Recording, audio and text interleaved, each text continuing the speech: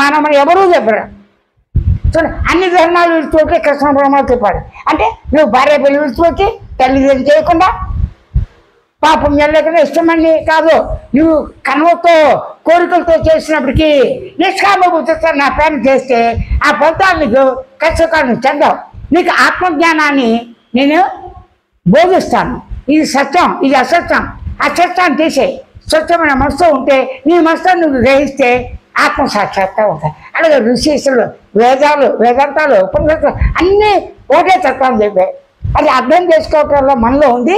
వ్యక్తిగత స్వార్థంతో వారి అభిప్రాయాలతో అనేక వర్గాలకు అనేక రకాలుగా అనేక సిద్ధాంతాలు పొందాచాలు కోటాను పుడుతూనే ఉంటాయి.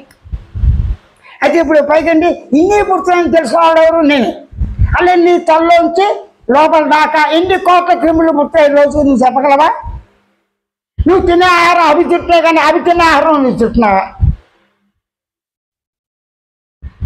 చెప్పండి. మరి నీ కడుపులో ఉన్నటువంటి క్రిములన్నీ మలం వేసి ఆ మలం నేను తిన్నది మలం కలిసి కింద వెళ్తే నువ్వు తింటావా? తినవు. కానీ కొన్ని తింటాయి. ఒక్కరు తింటాయి కదా, పందులు తింటాయి కదా, అవి మలం నువ్వు తిన్నావు కదా. అలాగే ఆ మలం ఏం చేస్తుంది? భూమాత స్వీకరించి ఒకటో నెంబర్గా వృక్షాలుగా సువాసన కలిసి చెట్ల కింద ఆకుల కింద వీటి కింద నీటి కింద అన్ని విధాలుగా మారింది కదా. అంటే పరస్పర సహకారం. ఇంకా పరస్పర సహకారం ఎలా వస్తుంది? నువ్వు ఆకాశంతో సహకారం ఎన్నాళ్ళు చేస్తున్నావు?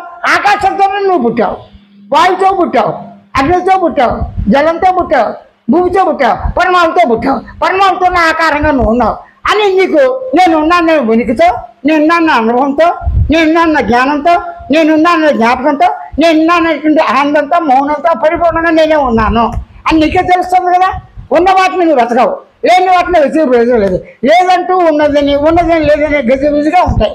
కానీ నువ్వు గజిబిజిగా లేక ఎరుక చైతన్యంతోనే, ఎరుక ఉనికితోనే, ఎరుక జ్ఞానంతోనే, ఎరుక ఆనందంతోనే, ఎరుక మౌనంతోనే నేనున్నాను అని ఓరిక గమనించి ఓరుకుండు అన్ని మాత్రమే సవినయంగా విజ్ఞప్తి నిర్గుణ చైతన్య ప్రతిపాదిస్తున్నాడు, చేస్తున్నాడు.